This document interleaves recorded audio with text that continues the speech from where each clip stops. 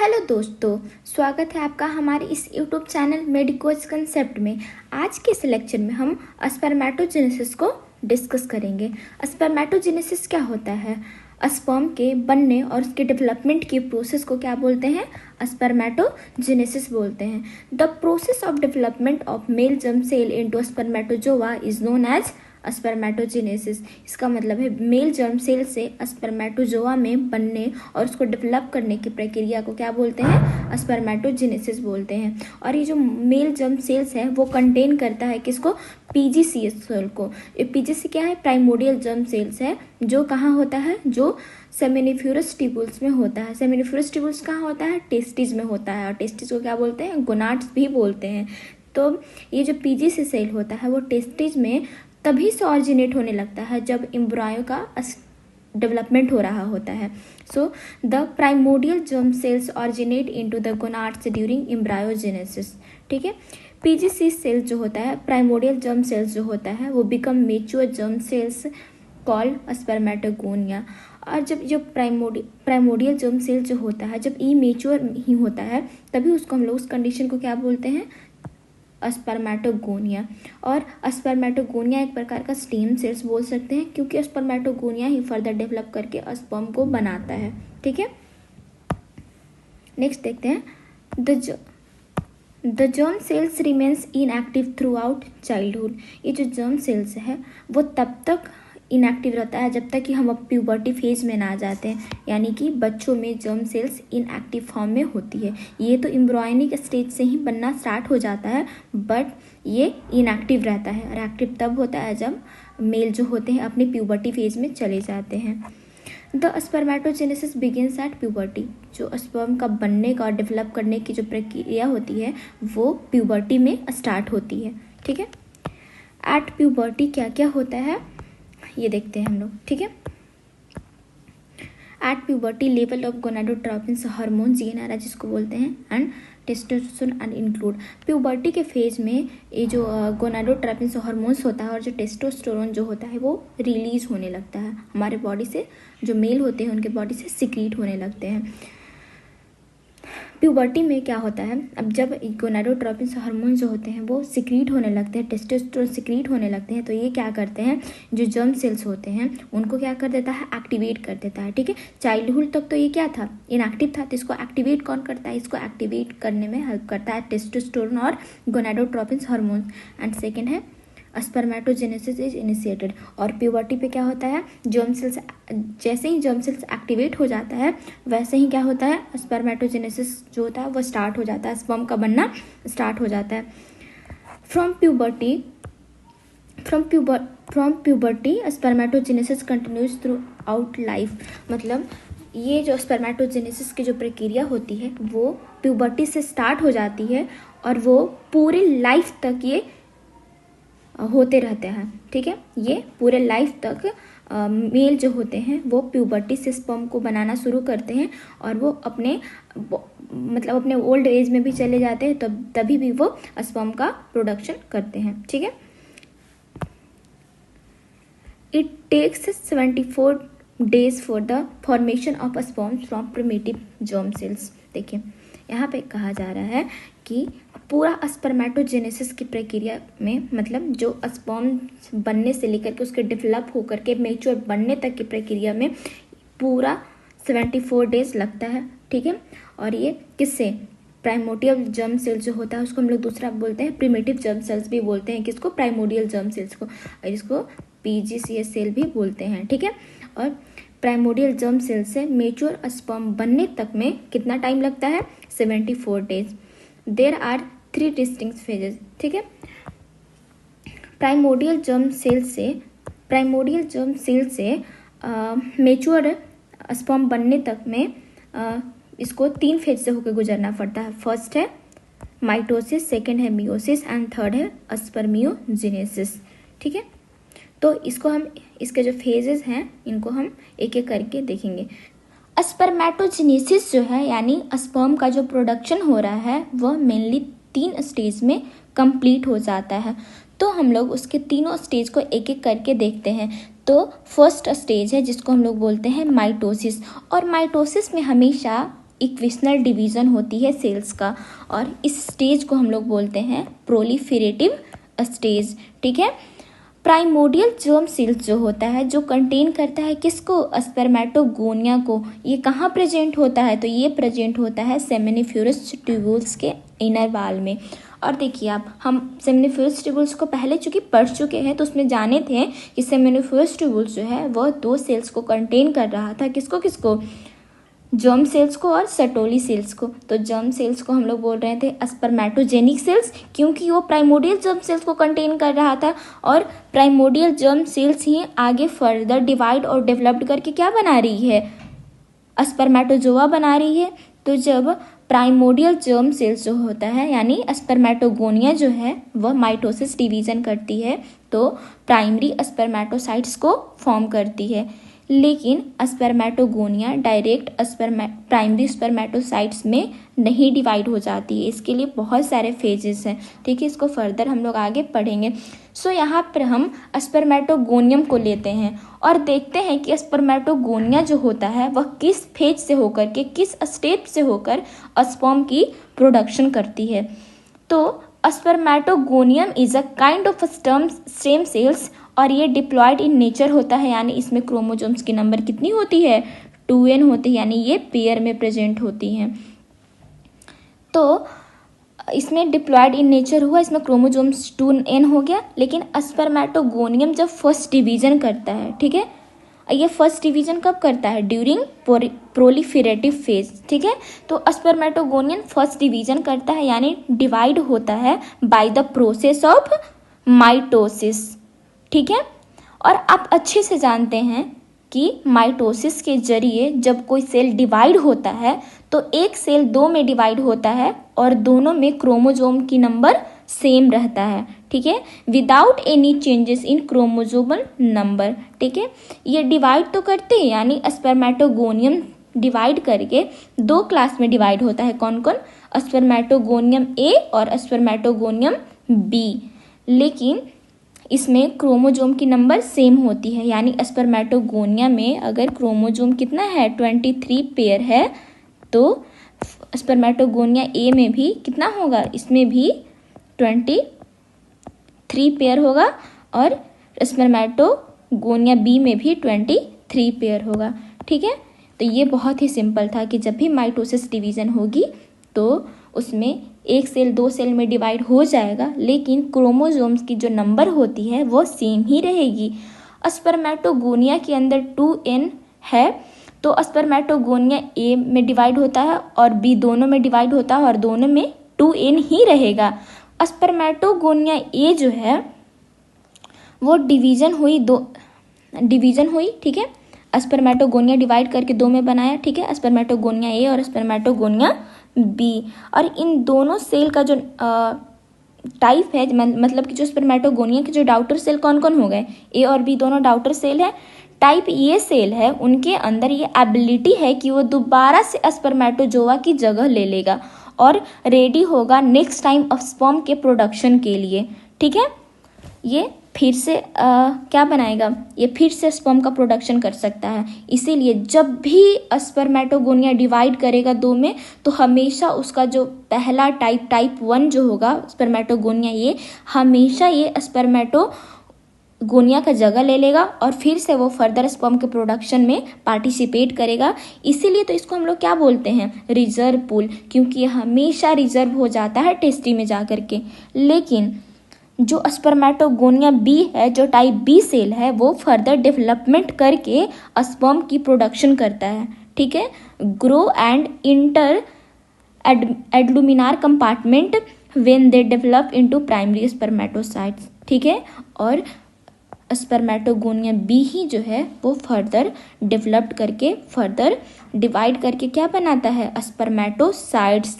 तो spermatogonium mitosis के division के द्वारा क्या बनाया, स्पर्मेटोगोनिया ए और स्पर्मेटोगोनिया बी, और ए कहाँ चला गया, रिजर्व पूल में, और बी फर्दर प्राइमरी स्पर्मेटोसाइट्स को फॉर्म किया, जो आप यहाँ पे देख सकते हैं। पहले प्राइमोडियल जर्म सेल्स आया। ठीक है, क्या आया पहले, प्राइमोडियल जर्म सेल, इससे क्या बना, स्पर्मेटोगोनिया। ठीक है, इससे क्या बना, स्पर्मेटोगोनिया। आप देख सकते हैं दोनों डिप्लॉयड ही है अभी तक ये, और स्पर्मेटोगोनिया हमेशा डिप्लॉयड होता है और ये प्राइमरी स्पर्मेटोसाइट्स में बन गया। और ये कौन सा स्पर्मेटोगोनिया बना? तो ये हमेशा बी, क्योंकि ये जो है ये तो रिजर्व पूल में जा चुका है। ठीक है, नेक्स्ट देखते हैं हम स्पर्मेटोजेनेसिस के सेकेंड स्टेज को, जिसे हम लोग मियोसिस डिवीजन भी बोलते हैं और स्टेज ऑफ मैच्योरेशन के नाम से भी जानते हैं। नेक्स्ट में हम लोग देख चुके हैं कि जब माइटोसिस डिवीजन होता है, यानी जब फर्स्ट स्टेज स्पर्मेटोजेनेसिस का चल रहा होता है, तो उस समय स्पर्मेटोगोनिया फर्दर ए और बी में डिवाइड करती है और बी फर्दर प्राइमरी स्पर्मेटोसाइट्स को फॉर्म करती है। ठीक है, तो स्पर्मेटोसाइट्स का मतलब क्या हुआ? स्पर्मेटोसाइट्स यानी कि स्पर्म प्रोड्यूस करने वाला सेल है। ठीक है, स्पर्मेटोसाइट्स जो होता है वो डिप्लॉयड इन नेचर होता है। ठीक है, ये हमेशा क्या होता है? डिप्लॉयड इन नेचर होता है। अब आगे जो डिवीजन होगी वो मियोसिस डिवीजन होगी, और आप जानते हैं कि मियोसिस डिवीजन में क्रोमोजोम नंबर क्या होता है? क्रोमोजोम नंबर क्या हाफ हो जाता है। ठीक है, और ये मियोसिस यहाँ पे डिवीजन होगा और वो कितने फेज में कंप्लीट होगा?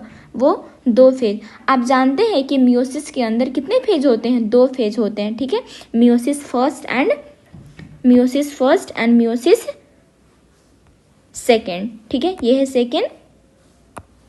सेकेंड। तो मियोसिस में कितने फेज होते हैं? मियोसिस में 2 फेज होते हैं, meiosis first and meiosis second.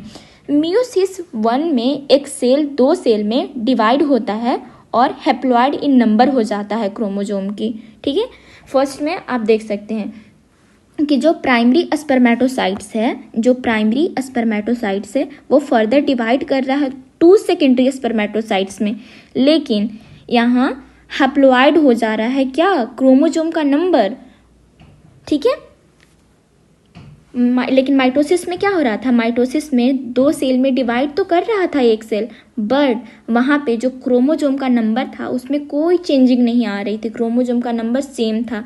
लेकिन जब मियोसिस डिवीजन होता है तो उसमें एक सेल 2 सेल में डिवाइड तो होती है, बट हैप्लॉइड इन नंबर हो जाता है क्रोमोजोम।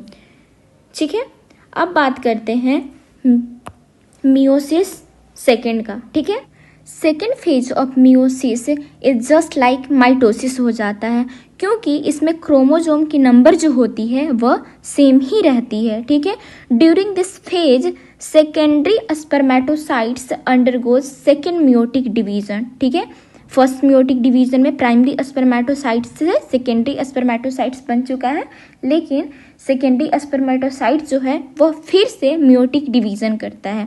लेकिन जो सेकेंड फेज होता है मियोटिक डिवीजन का, ये जस्ट लाइक माइटोसिस डिवीजन होता है, क्योंकि इसमें क्रोमोजोम का जो नंबर होता है वो सेम होता है। ठीक है, और जब सेकेंडरी स्पर्मेटोसाइट्स फिर से मियोटिक डिवीजन करता है तो क्या बनाता है? वो बनाता है स्पर्मेटिड्स को।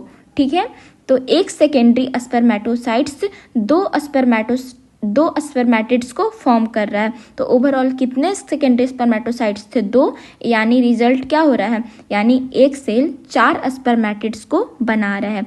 ईच सेकेंडरी स्पर्मेटोसाइट्स जो है वह 2 स्पर्मेटिड्स को बना रहा है। ठीक है, और अभी हम आपको बताएं कि ये बिल्कुल माइटोसिस डिवीजन की तरह होगा, क्योंकि इसमें क्रोमोजोम की नंबर सेम होगी, क्योंकि सेकेंडरी स्पर्मेटोसाइट्स में वो खुद ही हैप्लॉइड सेल्स यानी 23 क्रोमोजोम्स ही थे उसमें।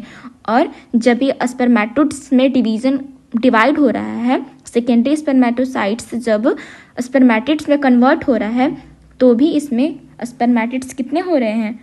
2, यानी स्पर्मेटिड्स में क्रोमोजोम के नंबर कितने हो रहे हैं? 23, यानी ये भी हैप्लॉइड और सेकेंडरी स्पर्मेटोसाइट्स भी था वो भी हैप्लॉइड ही था। तो आप यहाँ पे देख सकते हैं कि प्राइमरी स्पर्मेटोसाइट्स जो है वो मियोटिक डिवीजन किया, उसके बाद वो किस में बनाया? प्राइमरी स्पर्मेटोसाइट्स को।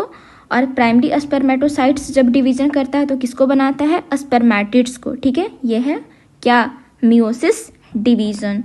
ठीक है, तो हम लोग जाने थे कि स्पर्मेटोजेनेसिस जो है कंप्लीट हो रहा था वो 3 स्टेज में।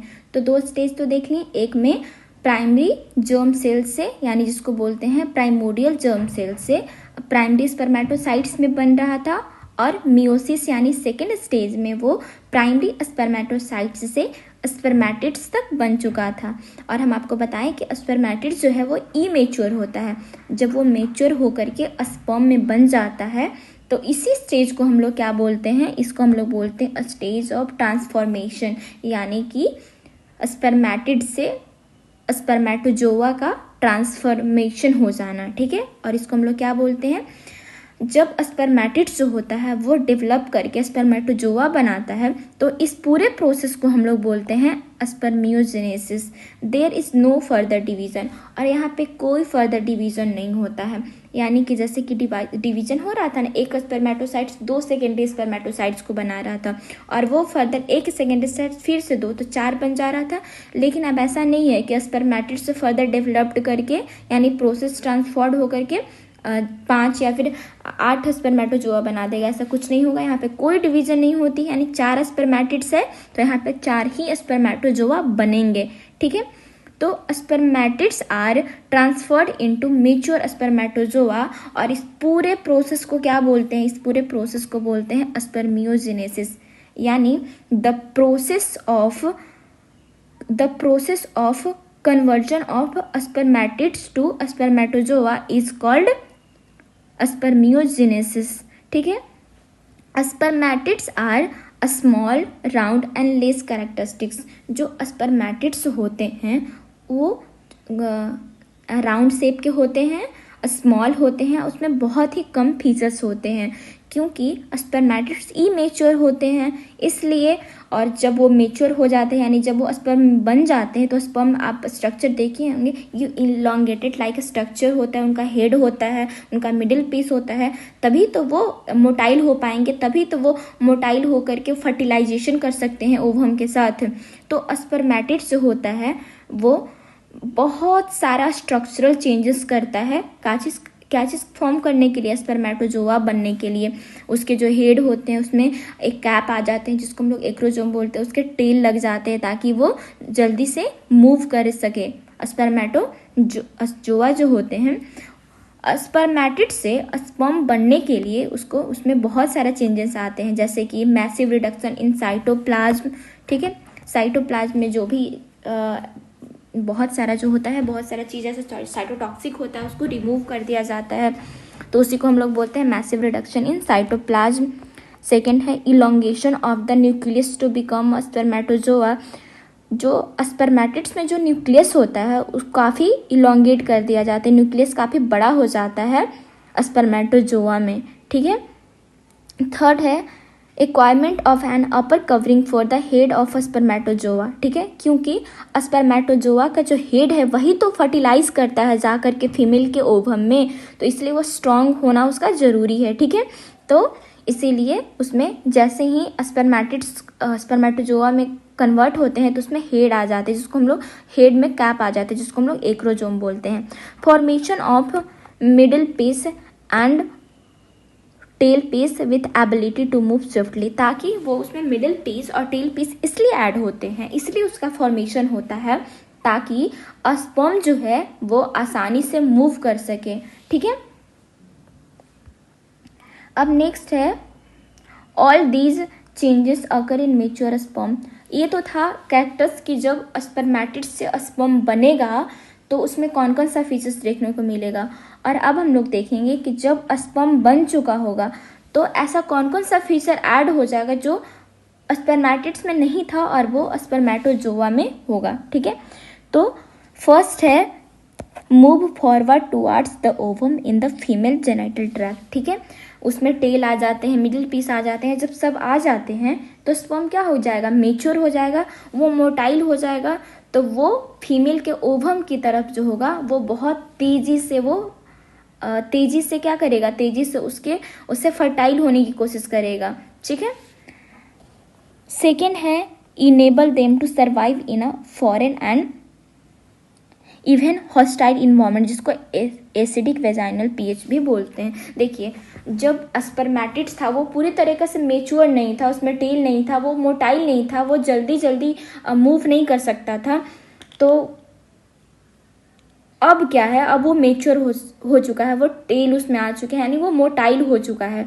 तो अब ये क्या कर सकता है, ये सर्वाइव कर सकता है किसी भी इन्वायरमेंट में। जैसे कोई बेबी होता है, ठीक है, तो बेबी का ग्रोथ अच्छे से नहीं हो पाता है, तो जो आने वाली मुसीबत होता है या फिर कुछ भी ठंडा गर्म ऐसा कुछ इन्वायरमेंट चेंज होता है तो वो सर्वाइव नहीं कर पाते हैं, उनकी डेथ की चांसेस ज़्यादा होती है, ठीक है। लेकिन जैसे ही एक बच्चा डेवलप करके यंग एडल्ट बन जाते हैं तब वो बहुत सारे कंडीशंस में वो अपने आप को उसमें सर्वाइव कर सकते हैं, ठीक है। तो वैसे ही स्पर्म जब मेच्योर नहीं रहता है तो उनकी डेथ होने की चांसेस ज़्यादा रहती है, यानी वो फर्टाइल नहीं हो पाते हैं। लेकिन जैसे ही वो मेच्योर हो जाते हैं तो वो लड़ सकते हैं इन्वायरमेंट से, या फिर क्योंकि स्पर्म का जो पीएच होता है वो अलग होता है और उनको वेजाइनल ट्रैक्ट में जाना पड़ता है, तो उसका जो पीएच होता है, वेजाइनल पीएच जो होता है वो बिल्कुल अलग होता है, ठीक है। तो अब देखते हैं हम लोग कि और क्या करता है। जब वो स्पर्म जो होता है वो मेच्योर हो जाता है तो वो ओवम को रिकॉग्नाइज करने में उसको काफ़ी आसानी होती है ताकि वो फर्टिलाइज कर सके, ठीक है।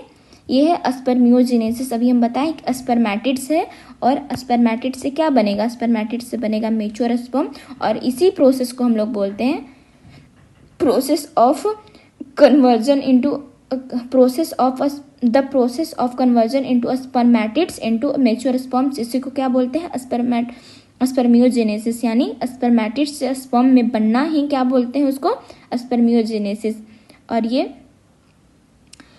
अब हम लोग पूरे स्पर्मेटोजेनेसिस को एक फ्लो चार्ट के हेल्प से, एक डायग्राम के हेल्प से समझेंगे। हम जानते हैं कि जो स्पर्म का जो प्रोडक्शन होता है, फॉर्मेशन होता है, उसी को स्पर्मेटोजेनेसिस बोलते हैं। और ये स्पर्म का प्रोडक्शन जो होता है वो मेल के अंदर उसके टेस्टिस में होता है। ये जो स्पर्मेटोगोनियम जो होता है, ये स्पर्मेटोगोनियम जो सेल है वो मेल के टेस्टिस के अंदर जो सेमिनिफरस ट्यूब्यूल्स के जो होते हैं उनके इनर वाल में प्रेजेंट होते हैं, और ये एक तरह से स्टेम सेल्स की तरह वर्क करते हैं। मतलब कि यह स्पर्म का प्रोडक्शन करने की या फिर स्पर्म को बनाने की एबिलिटी रखते हैं, ठीक है। तो स्पर्मेटोगोनियम जो होता है वो फर्दर डिवाइड करके क्या बनाता है, 2 सेल बनाता है, टाइप ए और type B. Spermatogonium type A cell और स्पर्मेटोगोनियम बी सेल्स। तो जो स्पर्मेटोगोनियम ए सेल्स जो है उनके अंदर ये एबिलिटी रहता है कि वह फिर से स्पर्मेटोगोनियम की तरह वर्क करे, यानी फिर से डिवाइड करके फिर से स्पर्म बना सके, ठीक है। लेकिन ये जो टाइप बी सेल्स है यानी स्पर्मेटोगोनियम बी सेल्स जो है ये फर्दर डेवलपमेंट करके स्पर्म की प्रोडक्शन करती हैं, ठीक है। और ये जो स्पर्मेटोगोनियम बी सेल्स जो होता है ये कन्वर्ट करता है किस में, प्राइमरी स्पर्मेटोसाइट्स में, प्राइमरी स्पर्मेटोसाइट्स में। और यहाँ तक माइटोसिस डिवीजन चल रहा होता है, इसीलिए यहाँ पे ये सब के स्पर्मेटोगोनियम तो पहली बात की है डिप्लॉयड होता है, ठीक है, 2n होता है। इनके अंदर 46 क्रोमोजोम्स होते हैं, ठीक है। और हम सभी जानते हैं कि जब माइटोसिस डिवीजन होता है तो सेल जो है 2 भाग में डिवाइड तो हो जाते हैं, लेकिन दोनों के अंदर क्रोमोजोम में कोई चेंजिंग नहीं आती है। तो टाइप ए में भी 46 क्रोमोजोम एंड टाइप बी में भी 46 क्रोमोजोम। लेकिन जैसे ही ये स्पर्मेटोगोनियम किस में कन्वर्ट होता है, ये फर्दर ये डिवाइड करता है, यहाँ पे फिर माइटोसिस चलता है, ठीक है, और ये डिवाइड करता है, प्राइमरी स्पर्मेटोसाइट्स बनाता है, ठीक है। और प्राइमरी स्पर्मेटोसाइट्स बनने के बाद जो फर्दर आगे डिवीजन होती है प्राइमरी स्पर्मेटोसाइट्स से स्पर्म तक बनने में, वहाँ क्या होती है, मियोसिस होती है। और मियोसिस में 2 फेज होते हैं, first phase and second phase, ठीक है। तो अब देखते हैं उनको, यहाँ क्या बना, स्पर्मेटोगोनियम से बना प्राइमरी स्पर्मेटोसाइट्स, ठीक है।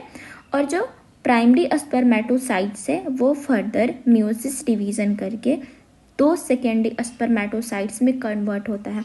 तो हम सभी जानते हैं कि जब मियोसिस डिवीजन होता है तो उनमें क्रोमोजोम नंबर क्या होता है, हैप्लॉइड हो जाता है, यानी कि एक सेल 2 सेल में डिवीज़न कर लेते हैं लेकिन उनका जो क्रोमोजोम जो होता है वो हैप्लॉइड हो जाता है, यानी कि सेकेंडरी स्पर्मेटोसाइट्स में क्रोमोजोम नंबर कितनी होगी, तो सेकेंडरी स्पर्मेटोसाइट्स में क्रोमोजोम का नंबर हो जाएगा 23 एंड 23। और अब इस सेकेंडरी स्पर्मेटोसाइट्स फर्दर फिर से सेकेंड मियोसिस करके स्पर्मेटिड्स बनाता है, ठीक है। लेकिन जो सेकेंड फेज ऑफ मियोसिस होता है ये जस्ट लाइक माइटोसिस वर्क करता है, क्योंकि इसमें क्रोमोजोम के नंबर में कोई चेंजिंग नहीं आती है। इसका मतलब है कि जब सेकेंडरी स्पर्मेटोसाइट्स से क्या बनता है, सेकेंडरी स्पर्मेटोसाइट्स से स्पर्मेटिड्स बनता है, तो इसमें क्रोमोजोम का नंबर कितना होता है, 23 होता है, 23 23 23 एंड 23, ठीक है। तो ये 4, यानी आप कहने का मतलब है कि एक स्पर्मेटोसाइट्स 4 स्पर्मेटिड्स को फॉर्म करता है, ठीक है। और ये स्पर्मेटिड्स फर्दर क्या बनता है, स्पर्मेटिड्स किसको कहते हैं, स्पर्मेटिड्स इमेच्योर स्पर्म को ही स्पर्मेटिड्स बोलते हैं, ठीक है। और उसके बाद क्या होता है, उसके बाद जो मेचुरेशन हो जाता है, स्पर्मेटिड्स का डेवलपमेंट हो जाता है फर्दर, तो ये कन्वर्ट कर जाता है किस में, मेच्योर स्पर्म में, ठीक है। अब हम बात करते हैं स्पर्मिएशन के बारे में। तो अभी तो हम बताएं कि स्पर्मियोजेनेसिस के बाद जो स्पर्म का हेड होता है वो सर्टोली सेल्स में एम्बेडेड हो जाता है, यानी धंस जाता है। तो सर्टोली सेल्स से स्पर्म का हेड को डीअटैच करना ही स्पर्मिएशन कहलाता है, यानी after spermatozoa formed remain in the lumen of the seminiferous tubules sticking tightly with Sertoli cells, यानी स्पर्मेटोजेनेसिस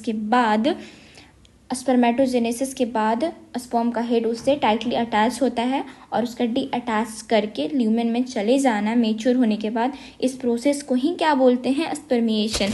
यहाँ पे देख लेते हैं उसका definition, the process of D attachment of matured sperms from Sertoli cells into the lumen of seminiferous tubules. और ये Sertoli cells में इसलिए धंसा रहता है क्योंकि सर्टोली सेल्स उसको नरिशमेंट प्रोवाइड करता है, उसको प्रोटेक्शन करता है, ठीक है ना। अब बात करते हैं फैक्टर्स अफेक्टिंग स्पर्मेटोजेनेसिस। ऐसा कौन कौन सा फैक्टर है जो स्पर्मेटोजेनेसिस को अफेक्ट करता है, कुछ ऐसे फैक्टर है जो उसको, कौन कौन सा ऐसा है जो उसको इंक्रीज करता है, यानी स्पर्मेटोजेनेसिस को अच्छे से करने देता है, कौन कौन सा ऐसा फैक्टर जो उसको रोकता भी है, ठीक है।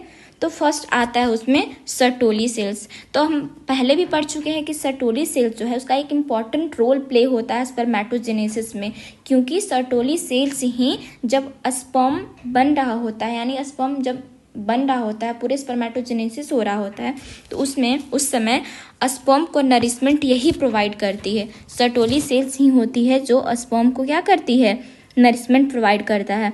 और अगर हम लोग हार्मोन्स की बात करें तो स्पर्मेटोजेनेसिस प्यूबर्टी से स्टार्ट हो जाता है, और प्यूबर्टी से स्टार्ट इसीलिए होता है क्योंकि उस समय गोनाडोट्रोपिन्स रिलीजिंग हार्मोन्स जो होता है उसका सिक्रीशन काफ़ी बढ़ जाता है।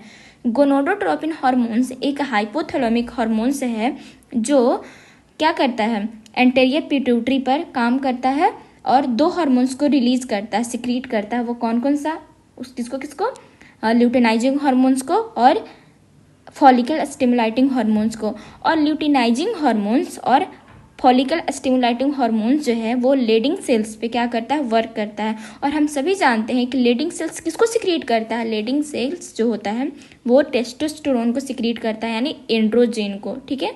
और उसको क्या करता है, स्टिमुलेट करता है। और एफएसएच जो होता है यानी कि follicle stimulating hormones Sertoli cells पर काम करके कुछ फैक्टर से सिक्रीट होता है, ठीक है, और उसको स्टिमुलेट करता है, जो स्पर्मियोजेनेसिस के प्रोसेस में काफ़ी हेल्प करता है, ठीक है। और अदर फैक्टर्स मतलब बहुत सारे ऐसे, टेम्परेचर, कौन सा ऐसा टेम्परेचर आएगा जिसमें स्पर्मेटोजेनेसिस अच्छे से नहीं होगा, किसी में होगा, तो ये हम नेक्स्ट में चैप्टर में बहुत अच्छे से नेक्स्ट लेक्चर में हम देखेंगे, ठीक है। तब तक के लिए हम चलते हैं। Thank you for watching this video. Please like and subscribe please.